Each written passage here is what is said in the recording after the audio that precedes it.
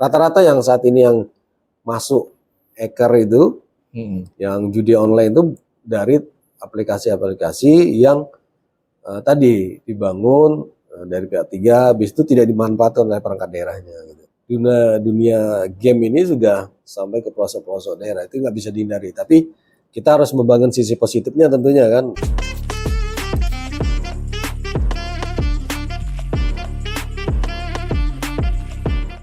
Assalamualaikum warahmatullahi wabarakatuh. Salam jumpa lagi bersama saya Charles Yahan dalam rubrik yang kedua. Ini adalah sesi kedua wawancara saya dengan Kepala Dinas Kominfo Kutai Kartanegara Pak Dapip Haryanto. Pada sesi yang lalu kita sudah membicarakan begitu banyak hal tentang tupoksi dari Diskominfo, dan pada sesi yang kedua ini kita akan membahas tentang berbagai hal menyangkut tentang satu judi online, kemudian juga terkait dengan e-sport yang sangat digemari atau gaming yang sekarang sedang begitu booming di masyarakat dan di anak muda kita. Bukan saja anak muda sebenarnya, tapi orang tua juga banyak yang menyukainya. Termasuk juga Smart City, bagaimana mengkoneksikan kekuatan di Kutai Kartanegara di bawah Dinas Kominfo itu. Smart City adalah masa depan Indonesia. Kita simak saja pembicaraan saya dengan Kepala Dinas Kominfo Kutai Kartanegara Pak Dapip Haryanto. Kita masuk ke berikut Pak, soal tadi yang kita sudah sebut SPBI tadi sudah dijelaskan sih ya. Sebenarnya kecepatannya yang kita mau tanya itu sebenarnya sudah kecepatannya sampai di mana urusan SPBI kita ini. Karena sekarang saya perhatikan juga gencar sekali. Pusat malah barusan ke apa? Mau melancarkan ini PAN ya, Menteri PAN ya. Kemenpan ya. Dan itu memang tiap tahun ada evaluasinya. Tiap 2 tahun ya, 2 tahun evaluasi. Di jedanya itu ada evaluasi mandiri namanya. Ya. Kukar kita berjalannya sesuai dengan hasil evaluasi. Oke. Jadi mana-mana yang bagus itu perlu kita. Nah, itu mana-mana yang bagus itu tadi. Maksud saya sekarang tingkat kebagusannya kan OPD ini ada 36, 32 mungkin. Iya, 36. Nah, sekitar itulah. Pokoknya itu seberapa mana yang masih mucil maksudnya atau sudah bagus bener gitu. Sebenarnya kita itu lemahnya memang di dokumen. Ya, tapi kita udah setahun ini udah kita intervensi semua berkaitan dokumen regulasi contohnya gitu ya. Arsitektur, peta jalan dan sebagainya udah kita selesaikan. Jadi tinggal mungkin pada sisi pemanfaatan secara maksimal, khususnya yang tadi memetakan mana-mana daerah-daerah perangkat daerah yang memang bisa menjadi pendongkrak untuk nilai-nilai indikator SPBI kita. Yang kedua, memang ada terkait dengan tiap tahun kan indikatornya ini berubah terus. Memang itu yang jadi selalu kritikal kita kepada pemerintah pusat. Jadi ada indikator yang tahun ini jadi pakai indikator ini misalnya. Ada tambahannya, kita belum siap contohnya gitu.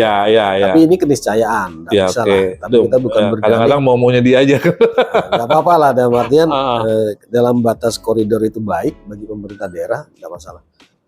Tapi intinya memang di sisi penilaian itu yang mungkin jadi masalah di kita. Tapi kalau di sisi ajas manfaatnya akan kita terima, kita rasakan nanti itu kita nggak bisa, kita welcome aja. Istilahnya mungkin tidak membantah lah. Tapi di sisi dia tiap tahun ada namanya indeks yang dikeluarkan oleh Kemenpan RB, SPBI. Nah, indeks itu apa? Indeks kita ini masih cukup. Artinya rata-rata saja dengan nasional. Rata-rata ya. Masih sama karena kan ininya jam terbangnya sama semua. Startnya. Indikator ini memang kalau kelemahannya tahun kemarin itu banyak di sisi regulasi. Ya, memang kita tidak menyiapkan regulasi lokal maksudnya. Lokal. Oke. Lokal. Nah, tapi ini udah kita selesaikan semua. Kemudian yang kemarin itu kan ada berkaitan dengan arsitektur. Secara regulasi baru keluar di tahun 2022 akhir atau mungkin 2023 awal lah. Nah, ini juga menjadi kendala-kendala di daerah. Tapi kan kemarin udah keluar. Nah, kita udah buat juga arsitektur SPBE. Arsitektur maksudnya ini kayak semacam peta jalannya. Ya, ada peta jalan, ada arsitektur. Oh, Itu rumah besarnya nanti mengatur berkaitan dengan aplikasi, infrastruktur, itu keamanan dan sebagainya. oh jadi kita masih bergelut di bidang itu ya, masih apa arsitektur kita itu? Tapi udah selesai. Kalau Iya, maksud saya itu maksudnya kita belum punya yang persis, secara persis maunya pemerintah pusat gitu. sudah keluar baru. Sudah keluar. Nah, itu panduannya ya mungkin baru kita tindak lanjuti 2023 kan. Tapi kita berharap perjalanan waktu ini dengan melihat evaluasi itu kita perbaiki terus semua. Bukan secara dokumen aja yang kita perbaiki, tapi di sisi implementasinya juga kita perbaiki. Ya. Karena kan SPBE ini sebenarnya bagaimana supaya layanan publik itu lebih dimudahkan, transparansinya juga, ada akuntabelnya juga. Nah ini kan terkait dengan aplikasi-aplikasi Pak ya. Ini gini, apa gara-gara arsitektur tadi yang belum kita barusan diadakan itu kan baru selesai, ketika seluruh OPD sepertinya berlomba-lomba membuat aplikasi seperti tidak tertata, jadinya masing-masing tujuannya mulia, bagus, bahwa dia untuk mempermudah pelayanannya dia kepada masyarakat. Tetapi akhirnya yang terjadi yang saya perhatikan, bukan cuma di Kukar sebenarnya, itu tidak terpakai, malah nggak dikenal orang aplikasinya, kemudian malah hilang dengan sendirinya.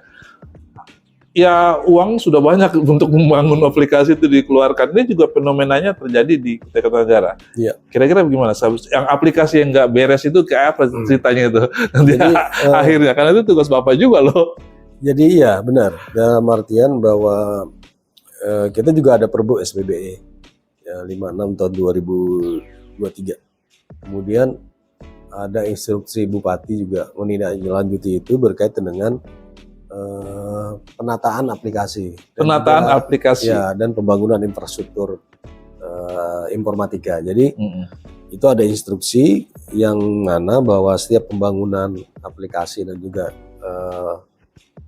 belanja infrastruktur itu harus mendapat rekomendasi dari Dinas Komunikasi dan Informatika. Yang sekarang? Oh, jadi yang sebelum-sebelumnya emang belum masuk gitu? Enggak. Baru ceritanya nih, baru sekarang ini tahun apa? 2023 ini. Barusan 2023 ya, ditertibkan berarti? Kita tertibkan. Jadi kalau saat ini rata-rata perangkat daerah pasti koordinasi dulu dengan kita. Belanja infrastruktur, umpamanya server atau belanja terkait dengan informatika selalu sekarang mereka lebih koordinasi dengan kami. Dan juga kita bersyukur Pak Bupati dan juga Pak Sekda selaku TAPD juga ada ketegasan lah. Jadi pada saat asistensi TAPD udah ini kalau memang ini tanpa rekomendasi kita belanjanya akan dicoret. Sudah ada ketegasan lah. Sudah ada ketegasan. Tapi sekarang udah terpantau berapa banyak aplikasi yang harusnya di bumi hanguskan? Karena itu pasti mengganggu loh, Pak. Mengganggu Kominfo itu. Iya, kami sudah membuat surat edaran untuk masing-masing perangkat daerah untuk mendatanya.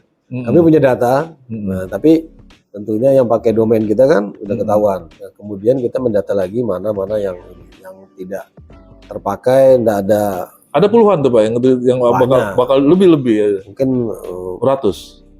Nggak sampai. Aplikasi di kita tuh cuma 63 sekarang yang beredar di seluruh OPD. Ya. Dan yang dari 63 itu kalau dikikis separuhnya atau yang mungkin tidak bermanfaat separuh. Karena sekarang juga kan banyak aplikasi itu biasanya dibuat gara-gara diklat. Ya kan biasa diklat PIM gitu, bikin aplikasi. Tapi setelah itu nggak dimanfaatkan lagi. Oh iya, kayak grup WhatsApp gitu ya misalnya. Grup WhatsApp Bapak sementara habis itu hilang. Karena ini di sisi keamanan juga harus kita berikan perhatian besar. Karena kadang-kadang masuknya lewat sana. Karena biasanya aplikasi pakai domain kita, subdomain yang kita. Di Zoom itu. Maksudnya yang di mana tuh? Yang di aplikasi yang mana ini? Aplikasi yang di perangkat-perangkat daerah yang dari hasil proper itu kadang-kadang kan tidak dimanfaatkan.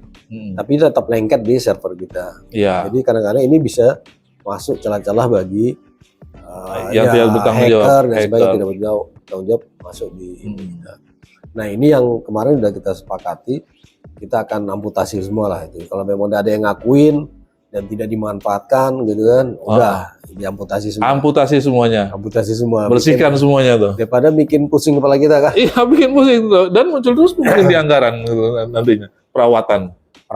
Kemudian itu yang paling kita antisipasi berkaitan dengan rata-rata yang saat ini yang masuk hacker itu, yang judi online itu dari aplikasi-aplikasi yang tadi dibangun dari pihak tiga, habis itu tidak dimanfaatkan oleh perangkat daerahnya.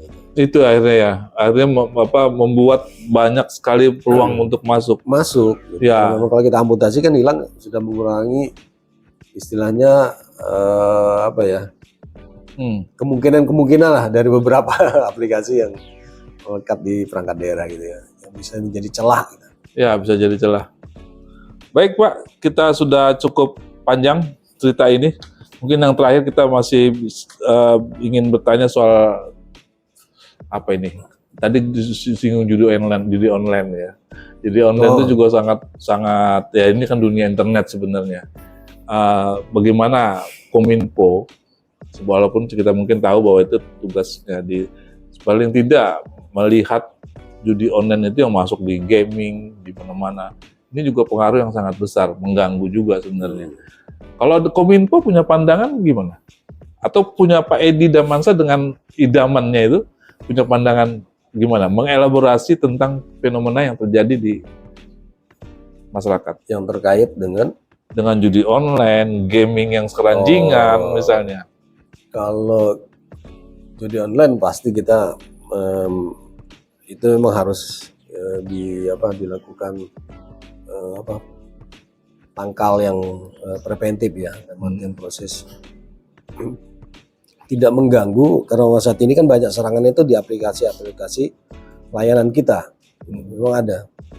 Nah, tapi kita sudah melakukan edukasi ke beberapa perangkat daerah yang kecenderungannya paling sering dimasukin. Nah, apa itu? Ya, aplikasi biasanya dari ada di layanan di Bapenda dulu ada, di kecamatan juga ada dan sebagainya. Nah itu tapi rata-rata memang yang tadi yang saya sampaikan memang tidak dilakukan maintenance di sistem aplikasinya. Nah, ini kelemahannya kan, karena harus juga diupgrade, dilakukan keamanannya secara internal oleh pelaku-pelaku yang mengelola dari aplikasi itu. Nah ini secara preventif sudah kita lakukan ke perangkat-perangkat daerah, jadi tidak mengganggu layanan mereka yang bisa stagnan ya terkait dengan layanan mereka terhadap masyarakat. Kalau game ini saya bertanya dulu, game ini positif apa enggak sebenarnya? Kalau game yang diarahkan ya positif lah. Positif ya, ya karena sekarang udah ada kejuaraannya. Ada kejuaraannya, makanya itu salah satunya fasilitasi oleh pemerintah daerah ya. Ya. Ada kegiatan-kegiatan yang memang untuk jadi e-sport lah. E-sport ya. Olahraga. Ya, maksud itu pertanyaan saya. Kukar sebagai daerah yang terbuka juga, ya kan? Kenapa tidak misalnya banyak karena dunia komunikasi ini sudah sangat tinggi dan game sangat penggemarnya. Apakah punya tujuan bagaimana mengindustrikan dunia internet ini di negara? Ya, intinya yang pertama itu sebenarnya memfasilitasi dulu lah. Ada game ini bagian dari kompetisi yang yang terukur lah. Karena kan di PON sendiri sudah ada cabur e-sport. Ya. Nah, ini yang mungkin yang pertama langkah awal. Kemudian ini bagian kita untuk membangun ya mungkin tadi komunitas gaming yang bisa menjadi industri lokal, contohnya seperti itu. Makanya Kukar sendiri mungkin udah 4 kali atau 5 kali yang mengadakan lomba e-sport gitu ya, yang difasilitasi oleh teman-teman dari Dispora gitu ya. Nah ini sebenarnya mengarahkan ya supaya kemudian tidak menangkal ya berkaitan dengan sisi negatif trackback dari orang yang suka main game gitu. Ya. Jadi ada ukuran sendiri terhadap pemanfaatan. Setuju ya, berarti artinya supaya jangan ada negatif merek Mindset, mindset bahwa pemain game ini artinya negatif gitu. Ya, kan itu sudah indikasi. Anak muda kita kan memang sudah gitu ya, melatih kecerdasan. Iya, ya AI sekarang. Tapi paling tidak diarahkan. Diarahkan. Ada seperti itu diarahkan untuk sisi kompetisinya gitu ya. Karena kita lihat juga yang kemarin berapa kali acara pemerintah kabupaten itu kan yang kita berpikir mungkin ya yang juara itu anak-anak Tenggarong gitu. Ya. Nyatanya bukan, anak Marangkayu malah. Anak Marangkayu. Jadi malah kita di luar ekspektasi kita karena ekspektasi bahwa mereka yang di desa-desa sangat sudah mahir bermain game juga rupanya. Berarti kan merambah ini bahwa dunia game ini sudah sampai ke pelosok-pelosok daerah, itu nggak bisa dihindari. Tapi kita harus membangun sisi positifnya tentunya kan. Kita ada langkah-langkah yang harus dibangun oleh pemerintah dan merangka ini menjadi aset yang bisa kita bina, bisa menghasilkan bibit-bibit unggul dan merangka untuk atlet-atlet e-sport Kukar. Ya, sekarang kan berarti kan ada kolaborasi Kominfo, ada olahraganya, ada industri kreatifnya. Berarti kan itu sebuah kerja baru sebenarnya. Iya. Merek supaya ini hidup gitu. Iya. Karena itu juga tadi Pak David udah bilang bahwa di desa-desa ternyata mereka lebih jago daripada orang Tenggarong. Iya. Memang ada komunitas ya. Kalau kita bicara yang lebih kota lah gitu ya. Iya, komunitas. Jadi memang mereka terbangun nanti ada komunitas-komunitas pencinta IT. Nah, itu mereka di Tenggarong. Itu sudah hidup juga, sudah mulai hidup. Tenggarong ini ada. Sudah ada ya pencinta IT. Beberapa. Jadi itu tempat mereka bertukar informasi. Ya. Termasuk juga mereka juga menawarkan beberapa produk bahkan ide-ide inovasi bagi smart city dan sebagainya. Smart city kita ngomong tadi. Mungkin kita ngomong ini di edisi terakhir, termasuk tadi smart city dan rencana 2024. Apa di depan mata yang masih punya bayang-bayang keinginan Pak David, tentu pasti ada dong. Ini kita sudah masuk 2024, besok lagi kita akan masuk manusia unggul 2000. Bonus demografi tahun 2030, 2045 kita akan harus berjaya. Itu kan pasti kan punya langkah-langkah juga. 2024 dan IKN misalnya kan gitu kan. Apa sebenarnya rencana besok? Iya, makanya kita juga menggali kontribusi komunitas bagi pengembangan smart city di Kabupaten Kutai Kartanegara. Mungkin kita itu ada beberapa kali tiap tahun biasanya menyelenggarakan kegiatan hackathon gitu ya. Itu jadi lomba pemrograman dari komunitas. Jadi mereka menawarkan berkaitan dengan kami menentukan tema, contohnya berkaitan dengan penyelesaian bagaimana smart living bagi Kutai Kartanegara. Nah, teman-teman komunitas ini yang memberikan masukan kepada kita. Nah, kita berharap dari 2 tahun, 3 tahun dari hasil produk ini bisa dimanfaatkan dari perangkat daerah sebenarnya. Memang ini perlu waktu ya mewujudkan smart city. Tapi sebenarnya smart city itu kan tidak selalu dengan kacamata teknologi, tapi bagaimana mewujudkan inovasi-inovasi terhadap pemanfaatan sumber daya yang ada dan merangkul untuk menyelesaikan masalah-masalah di tingkat lokal. Contohnya kita kemarin juga menawarkan bagaimana sih mengelola lingkungan di Tenggarong ini yang bebas sampah. Sudah menyentuh nih ya, menyentuh hal-hal yang langsung bersentuhan dengan masyarakat. Transportasi kita, bagaimana kita ke depannya Kota Tenggarong sebagai kota wisata ini bagaimana nih kita bisa wujudkan smart living dan smart sosialnya itu bisa integrasi dalam rangka untuk mewujudkan gimana nih pola transportasi dengan nanti hadirnya IKN. Kan jadi harus seimbang nih. Jadi ini yang coba kita tawarkan dengan beberapa perangkat daerah untuk sama-sama kita wujudkan. Smart living. ini yang menarik ini. Smart living yang dimaksud ke satu genggaman, misalnya katakanlah ini Kutai Kartanegara, dan semua ada di situ. Itu kalau itu layanan publik ya, smart government-nya. Oh, smart government. Itu nanti arahnya ke sana juga semua. Kita yang pertama kan kita harus mengintegrasikan layanan. Integrasikan layanan. Ini sudah mulai diintegrasikan layanan, akan masuk lagi nanti ke smart living itu. Ya, ada artian kita udah memisahkan mana layanan publiknya, mana layanan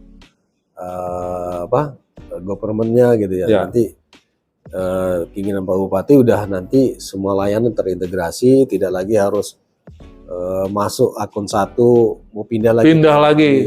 Repot. Itu tinggal masuk. Oh, tapi belum bisa dibikin itu. Arahnya ke sana. Jadi arahnya tapi belum bisa dibikin berarti dong. Kita mau berharap 2024. 2024 Pak Bupati. Tapi ini perlu proses ya. Iya, semua perlu proses. Terkait dengan kebijakan nanti harus. Iya, maksud saya bahwa arahnya sudah itu. Harus satu genggaman semuanya. Iya, sudah. Jadi masyarakat sudah semua layanan itu sudah istilahnya di genggaman aja lagi sudah. Iya, ini kan kerjanya nggak harus cuma pemerintah dong, harusnya juga semua masyarakat. Ya. Bagaimana cara merangsang supaya masyarakat ikut terlibat dalam pembuatan itu smart city loh, Pak, itu maksudnya? Smart city, dalam artian itu, tapi kalau saya pikir memang edukasi di mindset masyarakat sudah membutuhkan itu ya. Ya, sudah membutuhkan, ya. Contohnya saja mungkin layanan kependudukan di Kukar ini ya. Itu mereka memang sudah sangat familiar dan ini. Macet aja satu jam udah ributnya ya. Nah, intinya ini ke depan mau nggak mau kita juga sudah harus. Jadi saat ini kan di internal kita juga sudah melakukan inventarisasi berkaitan integrasi ini, mana yang harus diamputasi, mana yang harus kita kolaborasi lagi, diperluas berkaitan dengan layanan-layanannya. Akhirnya kita sampai di penghujung wawancara saya dengan Kepala Dinas Kominfo Kutai Kartanegara, Pak Dapip Haryanto. Sudah banyak hal yang beliau bicarakan, beliau sampaikan, dan tentunya tentang dunia komunikasi dan informatika yang sedang terjadi di Kutai Kartanegara. Tadi kita membahas tentang judi online, membahas tentang smart city, juga tentang e-sport yang sedang digandrungi anak muda.